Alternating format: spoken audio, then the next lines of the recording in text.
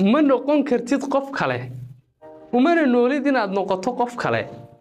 qof kalena adiga kuma noqon karo ma noolaan kartid nolosha qof kale sidoo kale qof kale ma noolaan karo noloshaada adigu ku nooshahay waad ka wada duwan tahay dadka aad ku ag nooshahay dadka kugu ag noolina dhammaantood way ka wada duwan yihiin masalooyinka noloshaadu ay soo hordhigayso hayaankaad ugu jirto dhabaynta riyooyinkaaga iyo waxa ay noloshaadu ku saabsan tahay iyo su'aalaha inay noloshaadu ay ka jawaabta ay tahay intaad nooshahay waxaad kaliya ka jawaabi kartaa markaad ku qanacdo ahaanshahaaga waxaad u baahan tahay inaad adiga ahaato si aad uga jawaabto su'aalaha noloshaadu ku weydiinayso waxaad u baahan tahay inaad ku qanacdo ku kalsoonaato oo qab ku noqoto qofka aad tahay sidaad u eg tahay halkaad joogto iyo meeshaad ka socoto qanaacada iyo kalsoonida iyo qabka aad ku qabto naftaada iyo ahaanshahaaga sababaya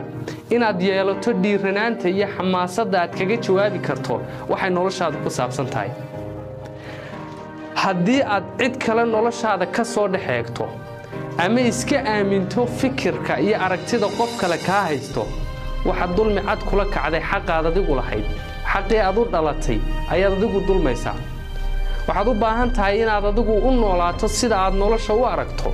waxaad u baahan tahay inaad adigu adigays ahaato si aad uga jawaabto waxyaabaha badan ee noloshaadu ku soo hordhigayso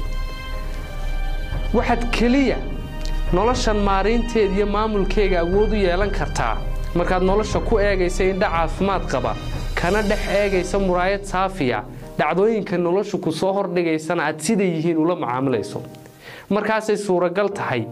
inaad maamusho nolosha aad adigu leedahay markaasay suuragal tahay inaad noolaato nolol aad bilowgeega iyo dhammaadkeegaba adigu leedahay markaasay suuragal tahay inaad noloshaadu darajaday hadda tahay ta labaad iyo ta saddexaad ee ka dambaysay ka wanaagsaneed jeceshaha u qaado markaasay suuragal tahay inaad noloshaada maareynteeda iyo mulkigeega hantido